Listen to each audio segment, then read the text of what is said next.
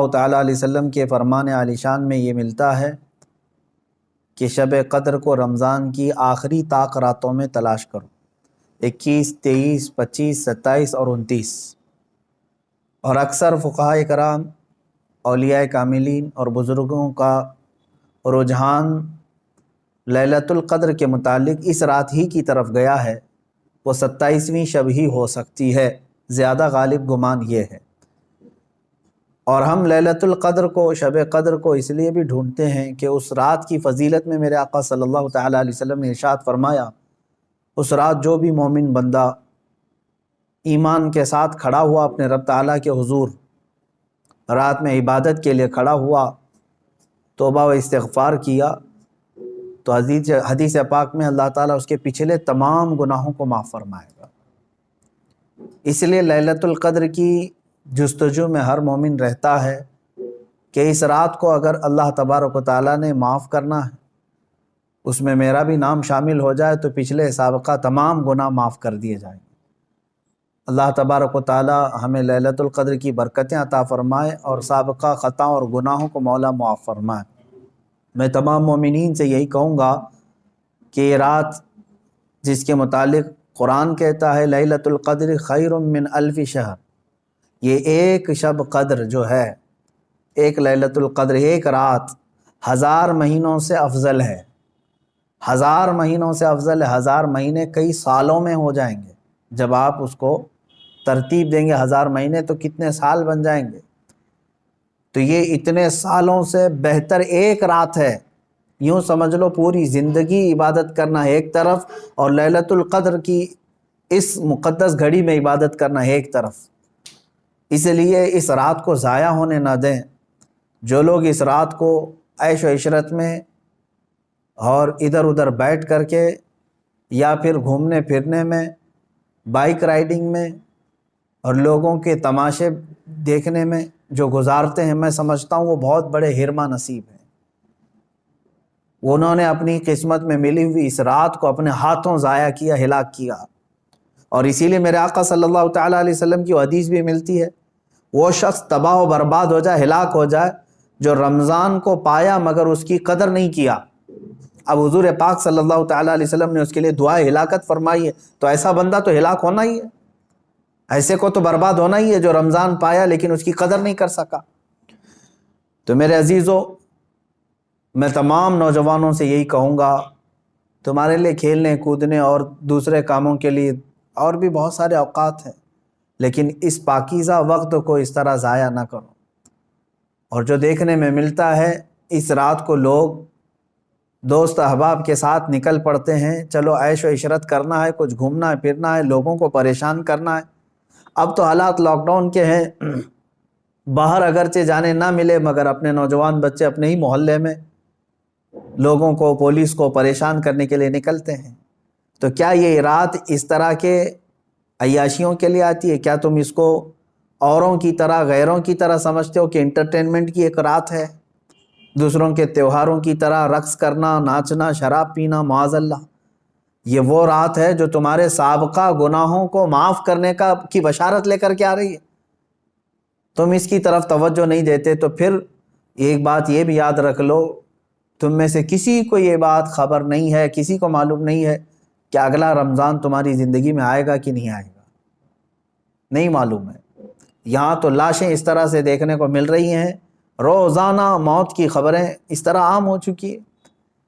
تو آپ اندازہ کرو کہ اگر آپ کو اللہ تعالیٰ نے یہ رات عطا کیا ہے تو یہی سوچ کر کے کہ آپ عبادت کرو کہ شاید میری زندگی کی آخری رات ہوگی، یہ لیلۃ القدر شاید میری زندگی میں دوبارہ نہیں ملے گی۔ جب یہ تصور تمہارے اندر آئے گا تو انشاءاللہ عبادت کا ایک ذوق بھی بڑھ جائے گا، لطف بھی آئے گا، اور اللہ تعالیٰ سے گڑ گڑا کر کے مانگو گے بھی۔ اس طرح سے مانگو کہ مولا اگر یہ میری زندگی کی آخری شب قدر ہے تو اس رات کو بخشے بغیر مجھے اپنی جگہ سے نہ اٹھا، میرا نام بخشے وہ میں شمار فرما۔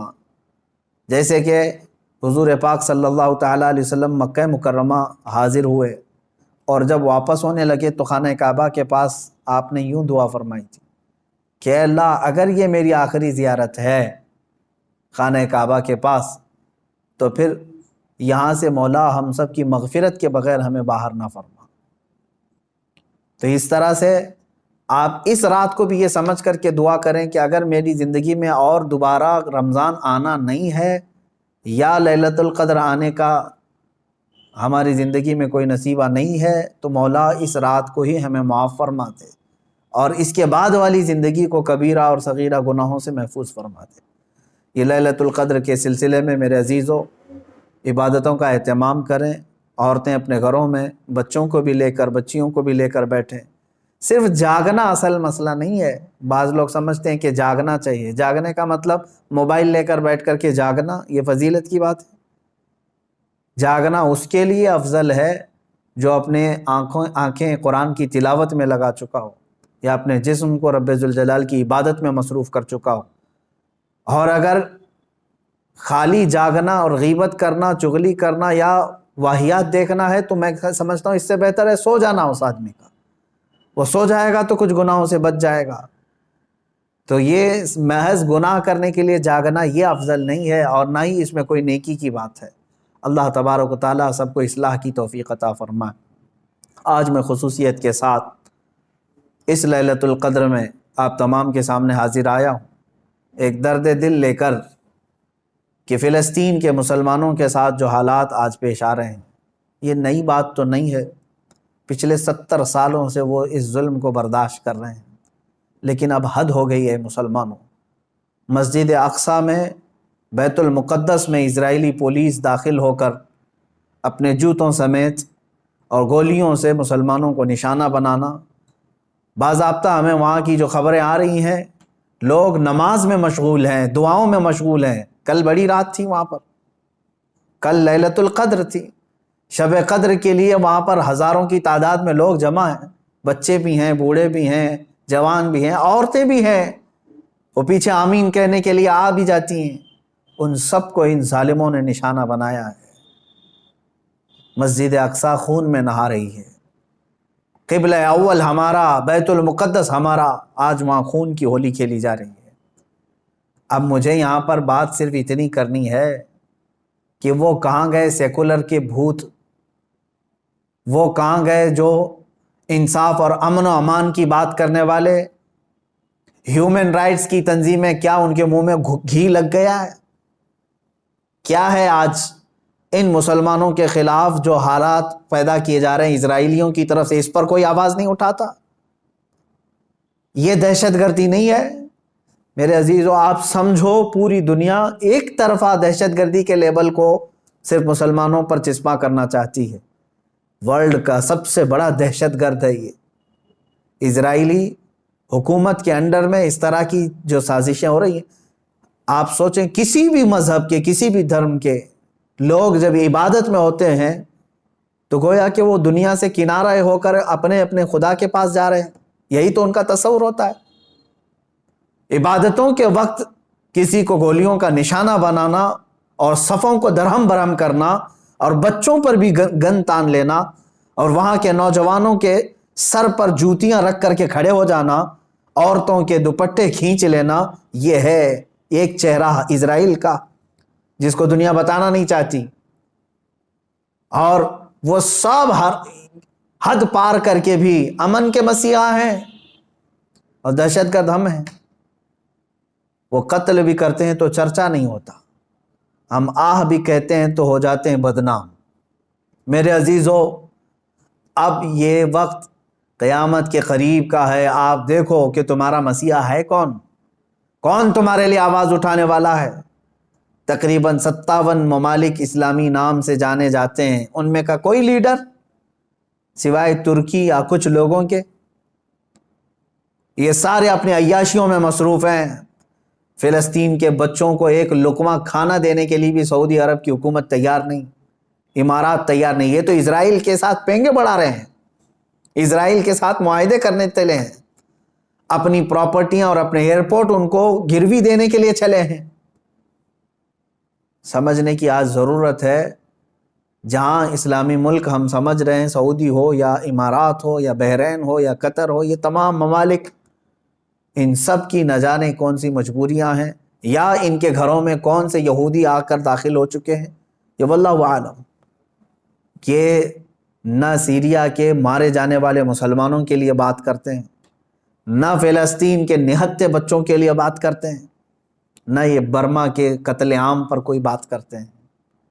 ان کو تو کچھ لینا دینا نہیں ہے امت مصطفیٰ سے، بلکہ یہ الٹا امت کے ان غریب مسلمانوں کو بلیم کرتے ہیں کہ یہ اس طرح دہشت پھیلاتے ہیں۔ ایک وقت آئے گا، دیکھ لینا، ان کی کرسیاں ہلیں گی، وقت آئے گا جب ان کے تاج اچھالے جائیں گے، یہ سب بہت بری موت مارے جائیں گے، اس لیے کہ میں نے پڑھا ہے کفر کی حکومت تو چل سکتی ہے لیکن ظلم کی حکومت نہیں چلے گی، ظلم زیادہ دن تک نہیں چلے گا، یہ صدائے بازگشت ہے، پلٹ کر کے واپس آنا ہے۔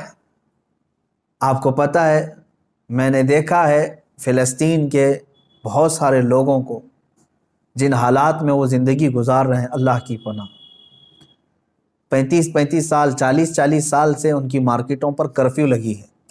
کرفیو سمجھتے ہیں، ایک دن 2 دن کرفیو لگے تو ہمارے دکانوں پر تالا، اور 40 سال سے کرفیو لگا کر کے رکھے ہیں کچھ مارکیٹس میں، بازاروں میں، دکانوں پر جالے لگ چکے ہیں، بہت ساری پراپرٹیاں اور جائیدادیں ہڑپ کر کے اسرائیلی غصب کر کے بیٹھے ہوئے ہیں۔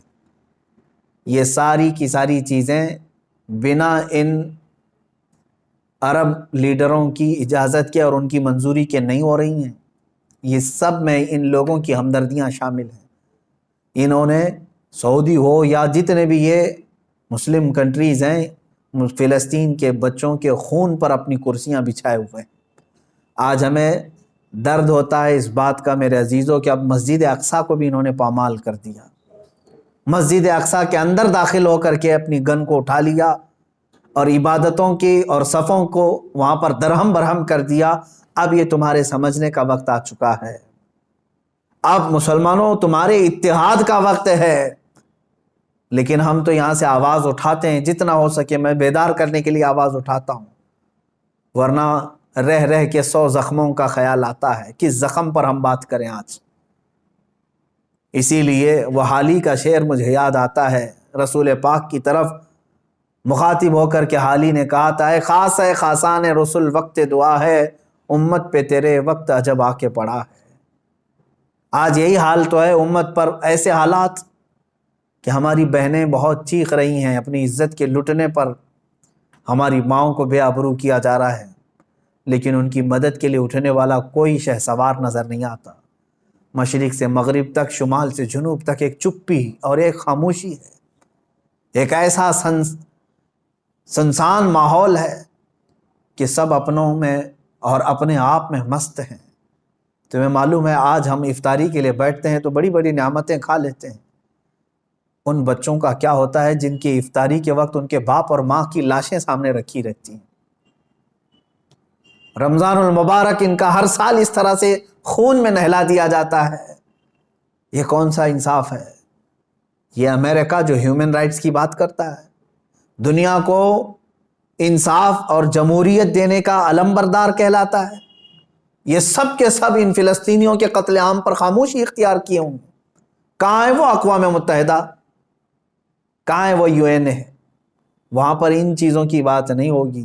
ہاں، اگر ایک اسرائیلی مارا گیا یا ایک یہودی یا ایک عیسائی مارا گیا تو اس کے لیے تو بوال ہوگا۔ مسلمانوں کا خون سستا ہو چکا ہے، مسلمانوں کا خون بہت عام ہے کہ ان کو کوئی بھی بہا دے۔ اے مسلمانوں، اس لیے آج تمہیں واپس اپنے اسی قدم پر آنے کی ضرورت ہے جہاں پر رسول پاک نے تمہیں چھوڑا تھا۔ میرے آقا صلی اللہ تعالیٰ علیہ وسلم نے جو نقوش ہمیں دیے وہاں پر تمہیں واپس آنے کی ضرورت ہے۔ تم اگر دنیا کی رضامندی کے لیے اپنے آپ کو بیچتے ہو، چند لوگوں کی رضا کے لیے اپنے آپ کو بدلتے ہو، تو یاد رکھنا یہ دنیا کبھی تم سے راضی نہیں ہوگی، کبھی راضی نہیں ہوگی۔ کیوں نہ ہم رسول پاک صلی اللہ تعالیٰ علیہ وسلم کی رضا کے کام کریں، اللہ اور اس کے رسول راضی ہو جائیں تو پھر ہماری وہ سابقہ قوت لوٹ آئے گی جس قوت سے قیصر و کسریٰ کانپتے تھے، وہ ایمانی غیرت واپس لوٹ آئے گی جس سے وقت کا چنگیز خان بھی ہل جاتا تھا، تھر تھر کانپتے تھے، وہ ایمانی غیرت اور حمیت واپس آ جائے گی۔ شرط صرف اتنی ہے، ان کنتم مؤمنین، تم سچے نبی کے غلام ہو جاؤ۔ ولا تہینوا ولا تحزنوا وانتم الاعلون، میرے رب کا وعدہ ہے کہ تم غم نہ کرو، پریشان مت ہو، تم بلند ہوگے، لیکن اس کے ساتھ ایک شرط ہے کہ تم نبی کی وفاداری تو کرو، غلامی میں تو آ جاؤ۔ آج فلسطین ہے، اس کے بعد شام ہے، اس کے بعد عراق ہے، اس کے بعد یمن ہے، پھر افغان ہے، برما ہے، یہ سب جگہ مذبح خانہ بنا ہوا ہے۔ جانور بھی اتنے نہیں کاٹے جاتے جتنے وہاں کے انسان کاٹے جاتے ہیں۔ میرے عزیزو، آج کے ان حالات کو دیکھ کر کے مجھے اندازہ ہو رہا ہے اب رب تبارک و تعالیٰ کا یہ قہر ہی تو ہے کورونا۔ جب ظلم بڑھتا ہے تو بلائیں بھی پھیلتی ہیں۔ یہ جتنے ظالم ہیں دیکھ لینا یہ بلاؤں میں گرفتار ہوں گے۔ آج یہ جو حالات پیدا ہوئے ہیں، کثرت سے یہ بیماری کا پھیل جانا اور کثرت سے موتوں کا ہو جانا، آپ کیا سمجھتے ہیں؟ یہ بھی ایک اللہ تعالیٰ کے غضب کی نشانی ہے، یہ اس کے قہر کی نشانی ہے۔ تمہارے پاس لاکھوں کروڑوں بھی ہوں گے، تم بچ نہیں پاؤ گے اس کی پکڑ سے۔ ظلم سے باز آ جاؤ۔ ظلم ایک ایسی چیز ہے جس کو کبھی دنیا نے پسند نہیں کیا، اور ہر ظالم کا انجام بہت سخت ہوا ہے۔ وہ چنگیز خان جس نے لاکھوں کی لاشیں بچھا دی تھی محض گھوڑے پر بیٹھ کر کے، ایک بار اپنے ہاتھ میں کسی چیز کو لے کر کھیل رہا تھا۔ مجھے یاد آتی ہے بات، آج فلسطین کے بچوں کے لیے اب بھی میری امید ہے۔ لوگ یہ کہتے ہوں گے ان کے پاس کچھ نہیں، ارے وہ چھوٹے کنکر اور پتھر سے مقابلہ کر رہے ہیں، سامنے والے پیٹروٹ میزائل لے کر کھڑے۔ اسرائیلیوں کے پاس گن ہیں اور وہ بچوں کی کھوپڑیوں پر لگاتے ہیں، اور دوسری طرف نہتے بچے ہیں۔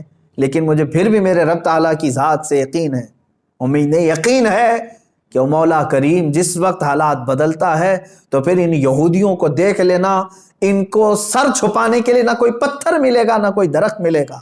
میرے آقا صلی اللہ تعالیٰ علیہ وسلم کی حدیث ہے، قیامت کے قریب تم دیکھو گے ہر پتھر یہ تمہیں پکار کر کے کہے گا، اے مسلم آ جا ادھر، میرے پیچھے ایک یہودی چھپا ہے، اسے قتل کر دے۔ یہ حدیث پاک میں ہے۔ یہ مارے جائیں گے، ان کا بھی انجام برا ہوگا، سخت ہوگا۔ یہ ظلم کا جو ننگا ناچ ناچ رہے، ان کو کیا لگتا ہے کہ ہمیشہ ہی رہیں گے؟ یہ خود چین سے کبھی نہیں رہ سکتے۔ ذلت والے لوگ، انبیاء کا بے حساب قتل کیا جنہوں نے، پوری دنیا کی آج چین و سکون کو غارت کرنے والا یہ اسرائیل کیا سمجھتا ہے کہ ہمیشہ ان کی حکومت قائم ہو جائے گی؟ میرے رب تبارک و تعالیٰ کا انتقام بہت قریب ہے، بہت قریب ہے۔ میں جو بات عرض کر رہا تھا وہ یہ ہے کہ فلسطین کے بچوں کے لیے اب بھی انشاءاللہ العزیز امید ہے، آئے گی۔ چنگیز خان ظالم تھا، اس نے انسانوں کی کھوپڑی سے مینار بنانے کا بھی حکم دے دیا تھا۔ اتنے قتل کرتے تھے، جس راستے سے وہ گزرتے پورے گاؤں کو جلا کے چلے جاتے تھے، کوئی نشانی نہیں رکھتے تھے۔ منگولیا کے رہنے والے یہ چنگیز خان نے ایک وقت ایسا آیا کہ تقریباً کئی 100 لوگوں کو، مسلمان بھی تھے اس میں اور دوسرے بھی تھے، قید کر کے لایا اور کھڑا کر دیا۔ قتل عام کا حکم تھا، 3 صفیں لگی ہوئی تھی، اس میں علماء تھے اکثر، ایک بڑی عمر کے بزرگ بھی اس میں کھڑے تھے، وہ پہلی صف میں تھے۔ تو جلاد کو اس نے حکم دیا، چنگیز خان اپنے گھوڑے پر بیٹھا ہوا تھا، اپنے گھوڑے پر بیٹھا ہوا تھا، حکم دیا کہ قتل کرو۔ تو پہلی صف کو جب قتل کرنے لگا جلاد، تو بڑی عمر والے جو تھے، وہ ایک بزرگ، وہ دوسری صف میں پیچھے چلے گئے کہ پہلی صف والوں کے سب سر اڑا دیے گئے، سب قتل ہو گئے۔